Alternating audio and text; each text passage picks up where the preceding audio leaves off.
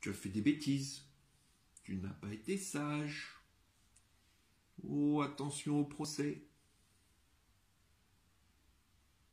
Entre le XIIIe et le XVIe siècle, il arrive assez fréquemment qu'il y ait des procès, donc envers les animaux.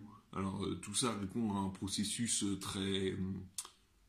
très encadré, c'est-à-dire que les animaux sont accusés, arrêtés, et puis emprisonnés et enfin jugés.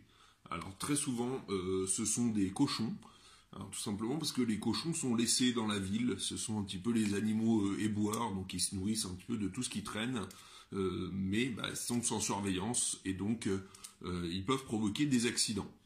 On a l'exemple, donc en 1131, le roi, futur roi, donc Philippe de France, fils de Louis VI le Gros, donc se promène dans les rues de Paris et malheureusement un cochon se prend dans les pieds de son cheval et il va faire tomber donc le futur roi de cheval qui va malheureusement décéder.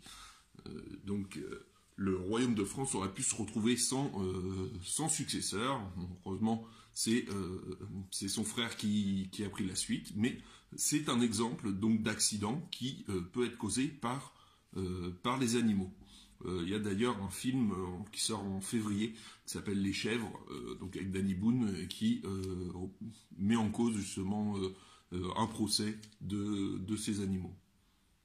Alors un autre exemple, donc en 1494, à Laon, on a un cochon qui a tout simplement grignoté un enfant dans la rue et l'enfant est mort.